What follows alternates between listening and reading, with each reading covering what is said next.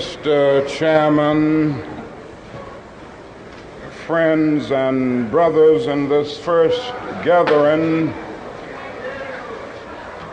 of the National Conference on New Politics, ladies and gentlemen. Can you hear me in the back?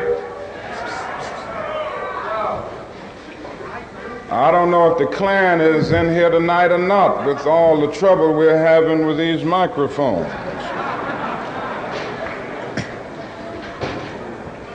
And seldom, if ever,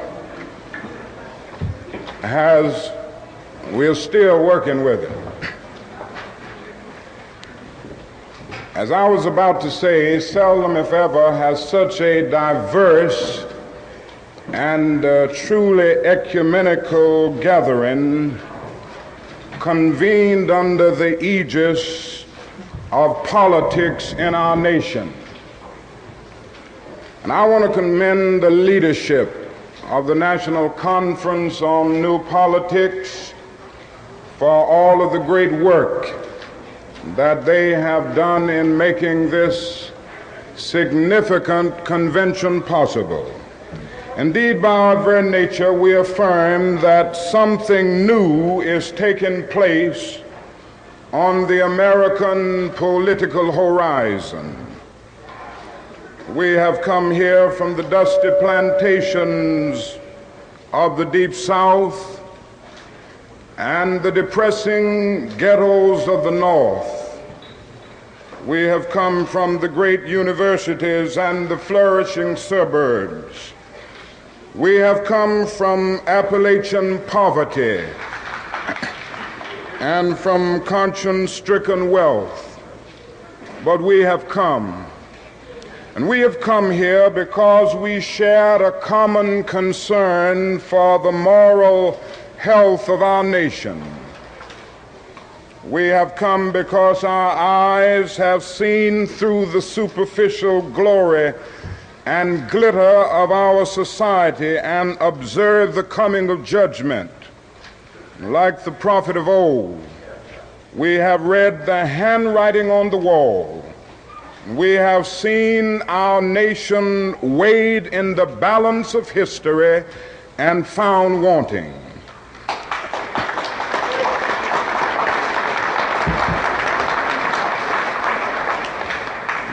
We have come because we see this as a dark hour in the affairs of men. For most of us, this is a new mood. We are traditionally the idealists. We are the marchers from Mississippi and Selma and Washington who staked our lives on the American dream during the first half of this decade. Many assembled here campaigned decidiously for Lyndon Johnson in 1964 because we could not stand idly by and watch our nation contaminated by the 18th century policies of Goldwaterism. We were the hardcore activists who were willing to believe that Southerners could be reconstructed in the constitutional image. We were the dreamers of a dream, that dark yesterdays of man's inhumanity to man would soon be transformed into bright tomorrows of justice. Now it is hard to escape the disillusionment of betrayal. Our hopes have been blasted and our dreams have been shattered. The promise of a great society was shipwrecked off the coast of Asia on the dreadful peninsula of Vietnam. The poor black and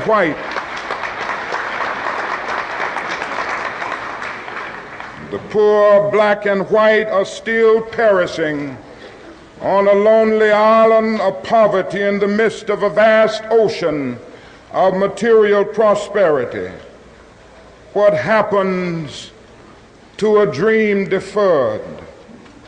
It leads to bewildering frustration and corroding bitterness. I came to see this in a personal experience here in Chicago last summer. And all the speaking that I have done in the United States before varied audiences, including some hostile whites, the only time that I have ever been booed was one night in our regular weekly mass meeting by some angry young men of our movement. I went home that night with an ugly feeling. Selfishly, I thought of my sufferings and sacrifices over the last 12 years. Why would they boo one so close to them? But as I lay awake thinking, I finally came to myself. And I could not for the life of me have less than patience and understanding for those young men. For 12 years, I and others like me had held out radiant promises of progress. I had preached to them about my dream. I had lectured to them about the not too distant day when they would have freedom all here now. I had urged them to have faith in America and in white society. Their hopes had soared. They were now booing me because they felt that we were unable to deliver on our promises. They were booing because we had urged them to have faith in people who had too often proved to be unfaithful. They were now hostile because they were watching the dream that they had so readily accepted turn into a frustrating nightmare. This situation is all the more ominous in view of the rising expectations of men the world over. The deep rumblings that we hear today, the rumbling of discontent, is the thunder of disinherited masses rising from dungeons of oppression to the bright hills of freedom. All over the world, like a fever, freedom is spreading in the widest liberation movement in history. The great masses of people are determined to end the exploitation of their races and lands. And in one majestic chorus, they are singing in the words of our freedom song, "Ain't gonna let nobody turn us around."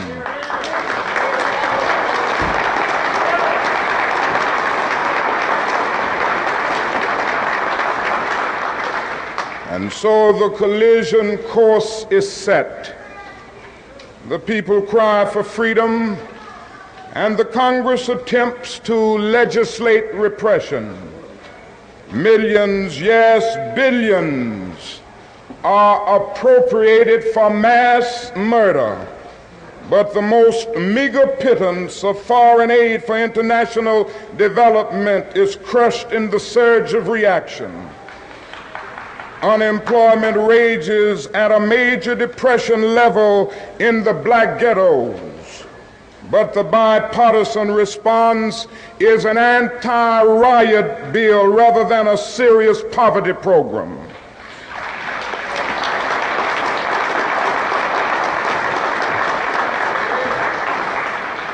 The modest proposals for model cities, rent supplement, and rat control, pitiful as they were to begin with, get caught in the maze of congressional inaction.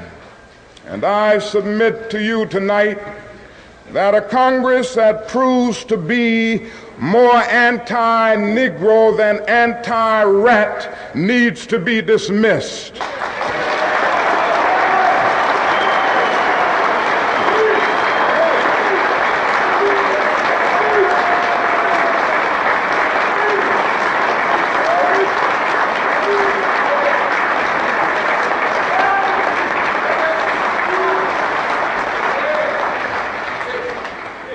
It seems that our legislative assemblies have adopted Nero as their patron saint and are bent on fiddling while our cities burn.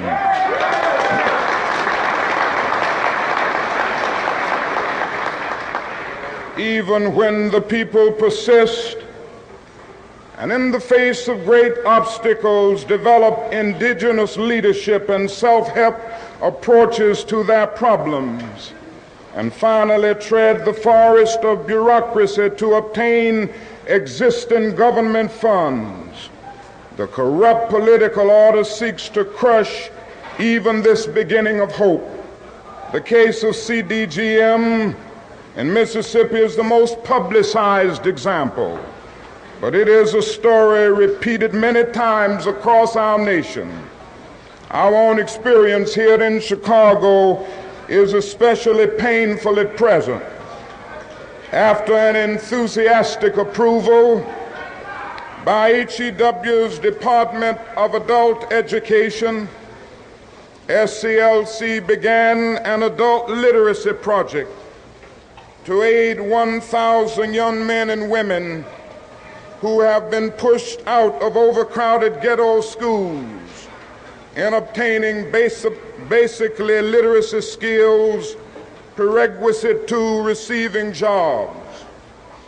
We had an agreement with A&P Stores for 750 jobs through SCLC's job program, Operation Breadbasket, and had recruited over 500 pupils the first week.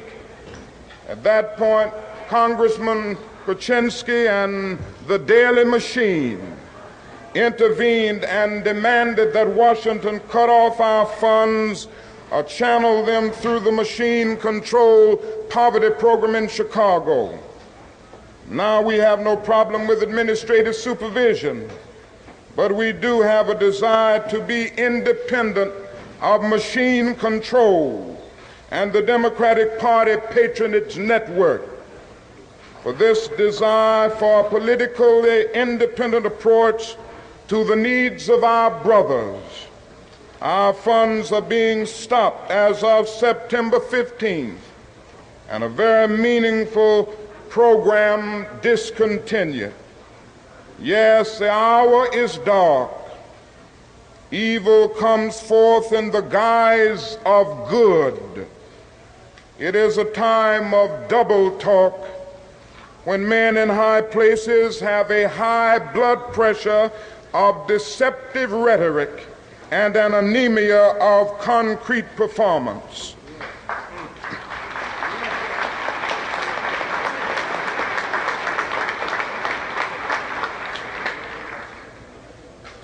We crowd against welfare handouts to the poor, but generously approve an oil depletion allowance to make the rich richer. 6 Mississippi plantations receive more than $1 million a year not to plant cotton, but no provision is made to feed the tenant farmer who is put out of work by the government subsidy.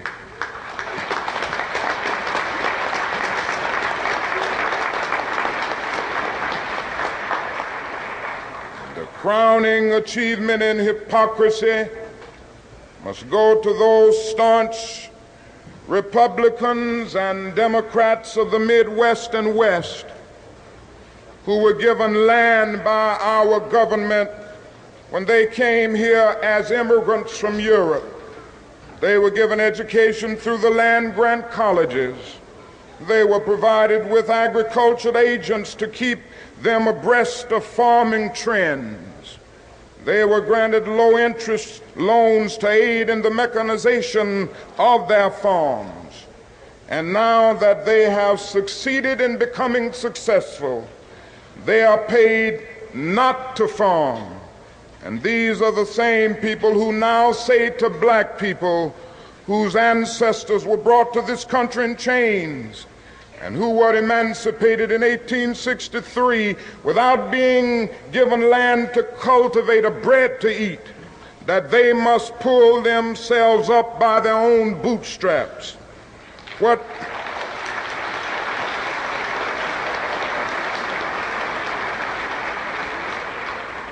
they truly advocate is socialism for the rich and capitalism for the poor.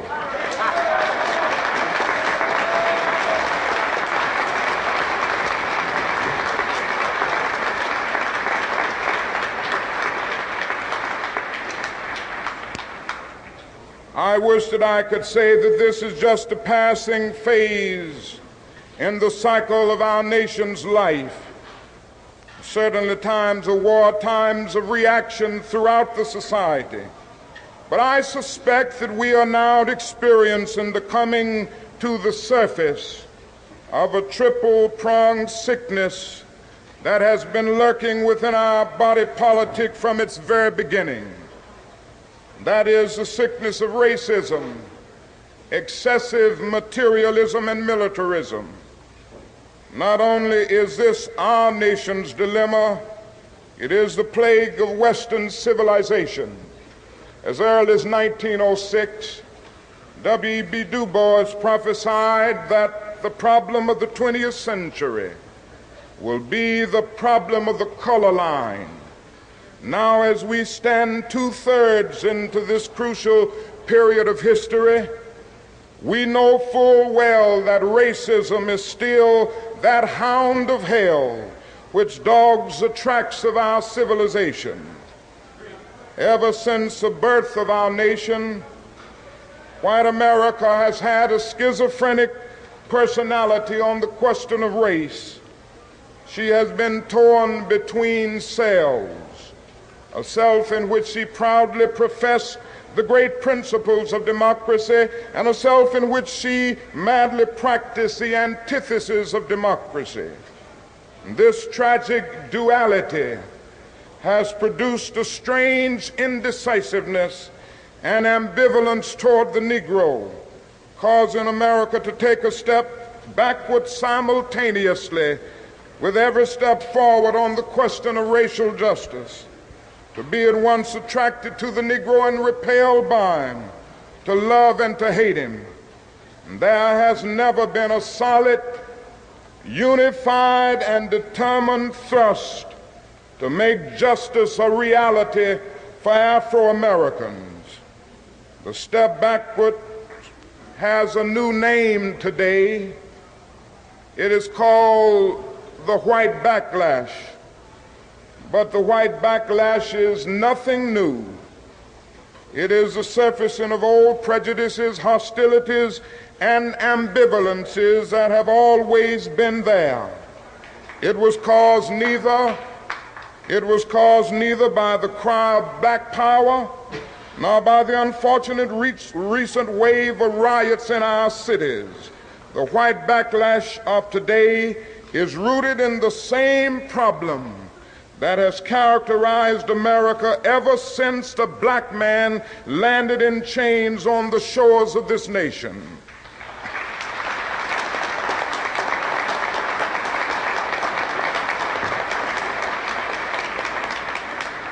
This does not imply that all white Americans are racist. Far from it. Many white people have, through a deep moral compulsion, fought long and hard for racial justice. Nor does it mean that America has made no progress in her attempt to cure the body politic of the disease of racism, or that the dogma of racism has not been considerably modified in recent years. However, for the good of America, it is necessary to refute the idea that the dominant ideology in our country, even today, is freedom and equality, while racism is just an occasional departure from the norm on the part of a few bigoted extremists.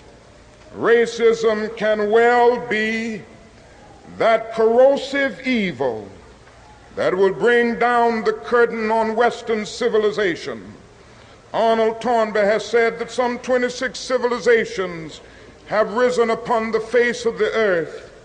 Almost all of them have descended into the junk heaps of destruction. The decline and fall of these civilizations, according to Toynbee, was not caused by external invasions, but by internal decay. They failed to respond creatively to the challenges impinging upon them. If America does not respond creatively to the challenge to banish racism, some future historian will have to say that a great civilization died because it lacked the soul and commitment to make justice a reality for all men.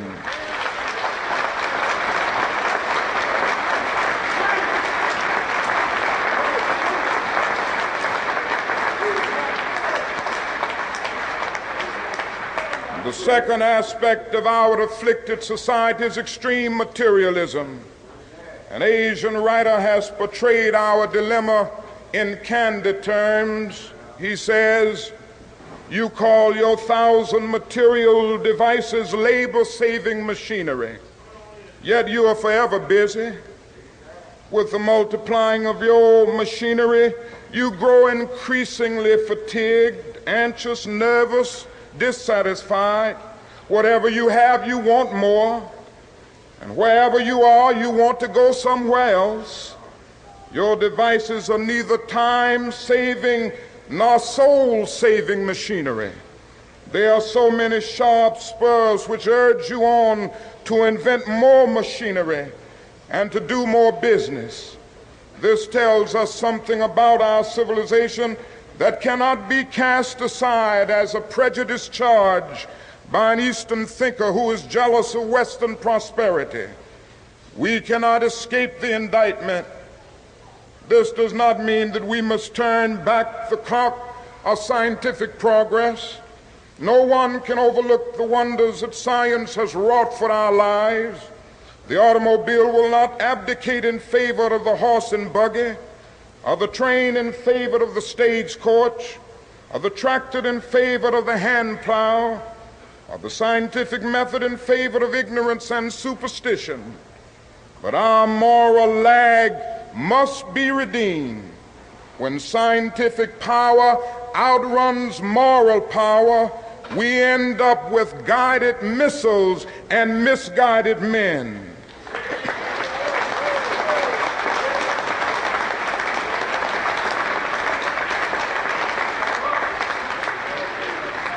When we foolishly maximize the minimum and minimize the maximum, we sign the warrant for our own day of doom.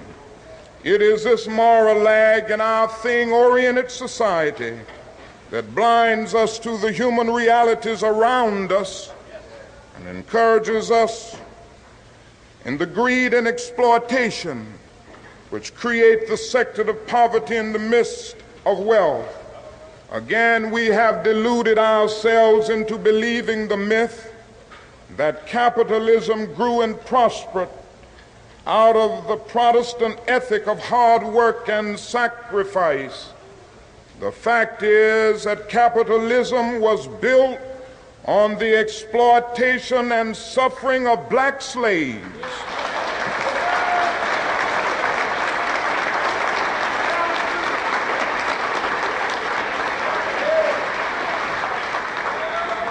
And continues to thrive on the exploitation of the poor, both black and white, both here and abroad.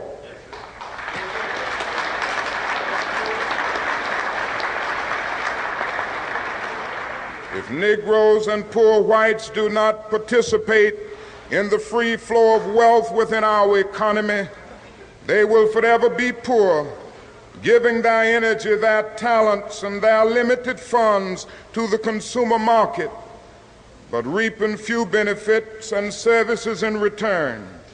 The way to end poverty is to end the exploitation of the poor, ensure them a fair share of the government services and the nation's resources. I proposed recently that a national agency be established to provide employment for everyone needing it. Nothing is more socially inexcusable than unemployment in this age. In the 30s, when the nation was bankrupt, it instituted such an agency, the WPA. In the present conditions of a nation glutted with resources, it is barbarous to condemn people desiring work to soul-sapping inactivity and poverty. And I am convinced that even this one massive act of concern would do more than all the state police and armies of the nation to quell riots and still hatreds. And the tragedy is that our materialistic culture does not possess the statesmanship necessary to do it. Victor Hugo could have been thinking of 20th century America when he wrote, "There's always more misery among the lower classes than there is humanity in the higher classes."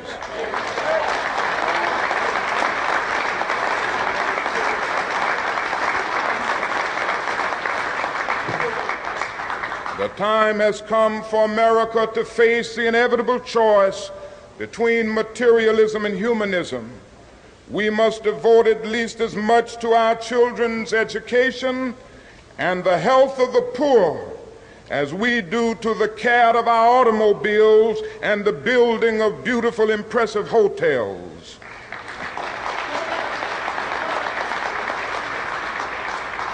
We must also realize that the problems of racial injustice and economic injustice cannot be solved without a radical redistribution of political and economic power.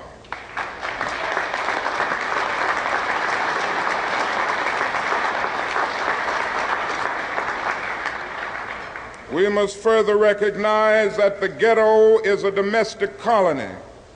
Black people must develop programs that will aid in the transfer of power and wealth into the hands of residents of the ghetto so that they may in reality control their own destinies.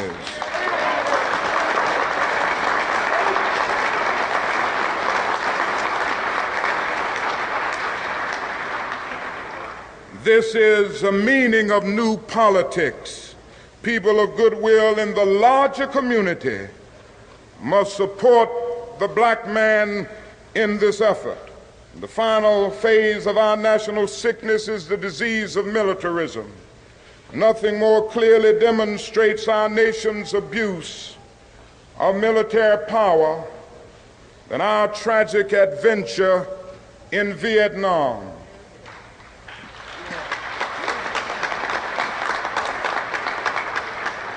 This war has played havoc with the destiny of the entire world. It has torn up the Geneva Agreement. It has seriously impaired the United Nations. It has exacerbated the hatred between continents and, worse still, between races. It has frustrated our development of at home, telling our own underprivileged citizens that we place insatiable military demands above their most critical needs. It has greatly contributed to the forces of reaction in America and strengthened the military-industrial complex. And it has practically destroyed Vietnam and left thousands of American and Vietnamese youth maimed and mutilated, and expose the whole world to the risk of nuclear warfare. Above all, the war in Vietnam has revealed what Senator Fulbright calls our nation's arrogance of power. We are arrogant in professing to be concerned about the freedom of foreign nations while not setting our own house in order. Many of our senators and congressmen vote joyously to appropriate billions of dollars for the war in Vietnam. And many of these same senators and congressmen vote loudly against a fair housing bill to make it possible for a Negro veteran of Vietnam to purchase a decent home.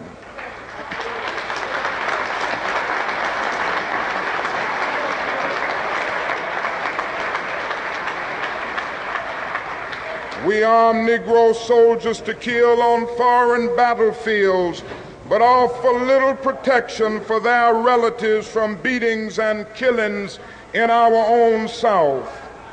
We are willing to make the Negro 100% of a citizen in warfare, but reduce him to 50% of a citizen on American soil. No war in our nation's history has ever been so violative of our conscience, our national interests, and so destructive of our moral standing before the world. No enemy has ever been able to cause such damage to us as we inflict upon ourselves. The inexorable decay of our urban centers has flared into terrifying domestic conflict as the pursuit of foreign war absorbs our wealth and energy. Squalor and poverty scar our cities as our military might destroys cities in a far-off land to support oligarchy to intervene in domestic conflict. The president who cherishes consensus for peace has intensified the war. In answer to a cry to stop the war, it has brought tauntingly to 1 minute's flying time from China, to a moment before the midnight of world conflagration. We are offered a tax for war instead of a plan for peace. Men of reason should no longer debate the merits of war or means of financing war. They should end the war and restore sanity and humanity to American policy.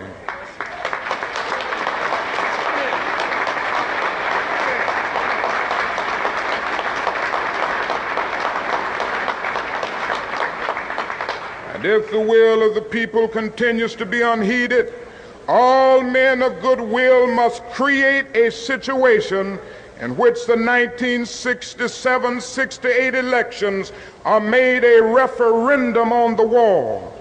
The American people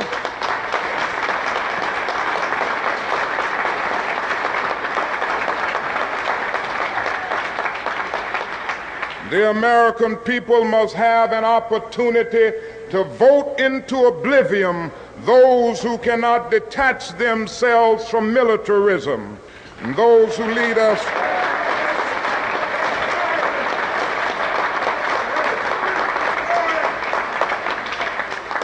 and so we are here because we believe, we hope, we pray that something new might emerge in the political life of this nation, which will produce a new man, new structures and institutions, and a new life for mankind. I am convinced that this new life will not emerge until our nation undergoes a radical revolution of values. When machines and computers, profit motives, and property rights are considered more important than people, the giant triplets of racism, economic exploitation, and militarism are incapable of being conquered. A civilization can flounder as readily in the face of moral bankruptcy as it can through financial bankruptcy. A true revolution of values will soon cause us to question the fairness and justice of many of our past and present policies. We are called to play the Good Samaritans on life's roadside, but that will only be an initial act. One day the whole Jericho road must be transformed so that men and women will not be beaten and robbed as they make their journey through life. True compassion is more than flinging a coin to a beggar. It understands that an edifice which produces beggars needs restructuring.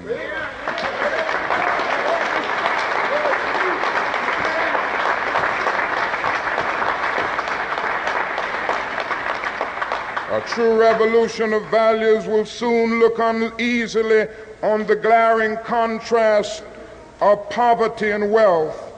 With righteous indignation, it will look at thousands of working people displaced from their jobs with reduced income as a result of automation, while the profits of the employers remain intact, and say this is not just.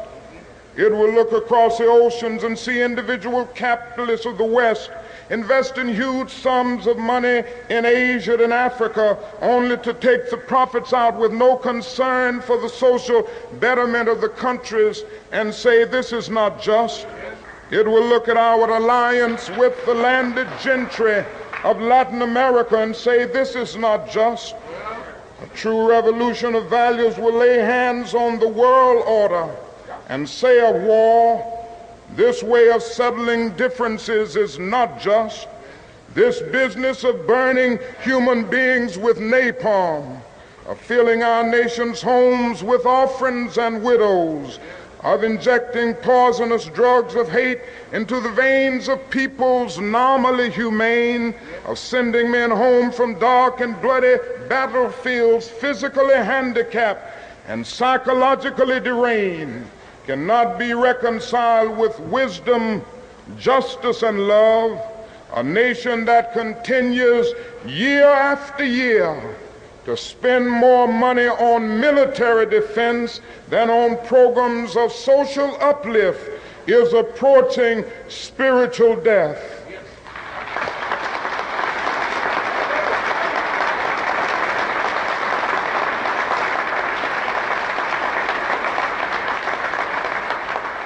So what we must all see is that these are revolutionary times. All over the globe, men are revolting against old systems of exploitation, and out of the wounds of a frail world, new systems of justice and equality are being born. The shirtless and barefoot people of the earth are rising up as never before. The people who sat in darkness have seen a great light. We in the West must support these revolutions.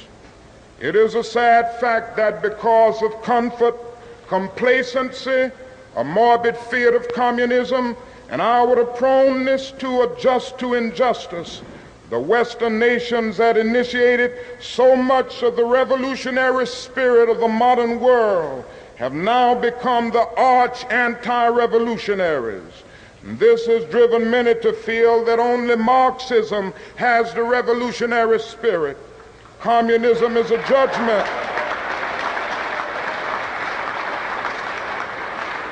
And in a sense, communism is a judgment of our failure to make democracy real and to follow through on the revolutions that we initiated.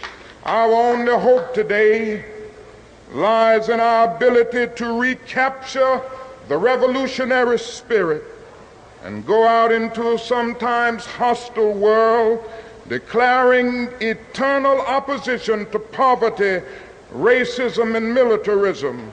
With this powerful commitment, we shall boldly challenge the status quo and unjust mores, and thereby speed the day when every valley shall be exalted, and every mountain and hill shall be made low, and the crooked places shall be made straight, and the rough places plain.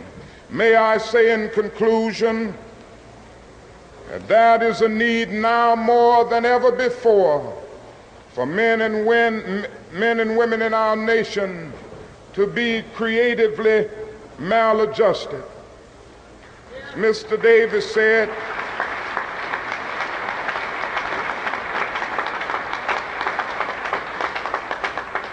and I say to you that I choose to be among the maladjusted. As my good friend Bill Coffin said, there are those who have criticized me and many of you for taking a stand against the war in Vietnam and for seeking to say to the nation that the issues of civil rights cannot be separated from the issues of peace.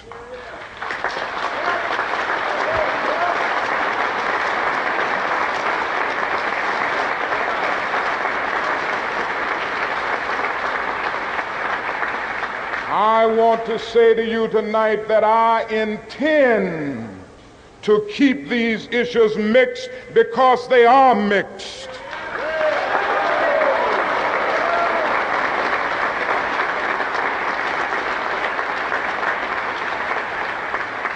Somewhere we must see that justice is indivisible. Injustice anywhere is a threat to justice everywhere. And I have fought now too long and too hard against segregated public accommodations to end up at this point in my life segregating my moral concern.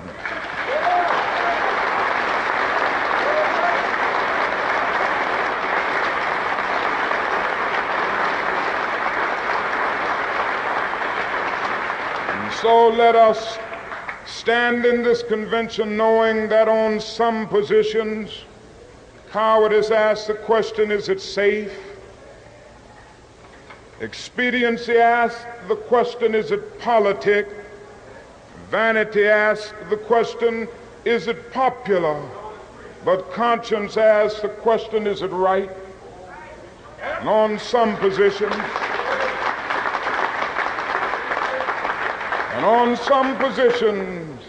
it is necessary for the moral individual to take a stand that is neither safe, nor politic, nor popular, but he must do it because it is right.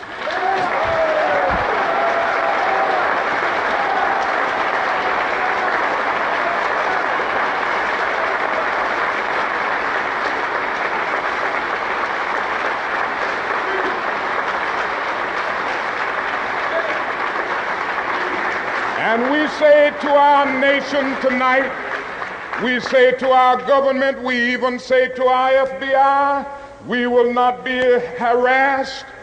We will not make a butchery of our conscience.